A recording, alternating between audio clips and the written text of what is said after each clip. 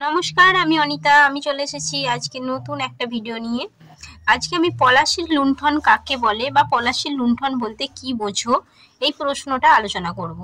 এছাড়াও আর একরকম ভাবে প্রশ্নটা বলা যেতে পারে, পলাশির লুণ্ঠনের কারণ ও প্রেক্ষাপট আলোচনা করো। চলো তাহলে সহজ সরলভাবে বুঝিয়ে দিই পলাশির লুণ্ঠন কাকে বলে। প্রথমেই বলি ভূমিকা। পলাশির লুণ্ঠন বলতে 1757 সালের পলাশী যুদ্ধের পর ব্রিটিশ ইস্ট ইন্ডিয়ান কোম্পানি বাংলার নবাব মির্জাফরের থেকে জোর করে বিপুল পরিমাণে সম্পদ ও ক্ষমতা আদায় করে যে অর্থ আত্মসাৎ করেছে তাকেই পলাশির লুণ্ঠন বলে। এটা এক কথায় পলাশির লুণ্ঠন বলতে কি বোঝো, সেক্ষেত্রে এই উত্তরটা হবে। এবার পলাশির লুণ্ঠনের কারণ। পলাশির যুদ্ধ। 1 নম্বর কারণ পলাশির যুদ্ধ।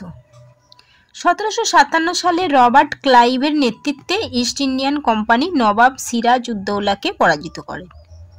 2 নম্বর মির্জাফরকে নবাব বানানো।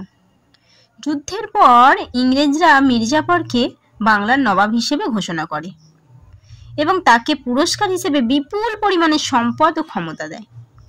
3 নম্বর ক্ষমতার অপব্যবহার।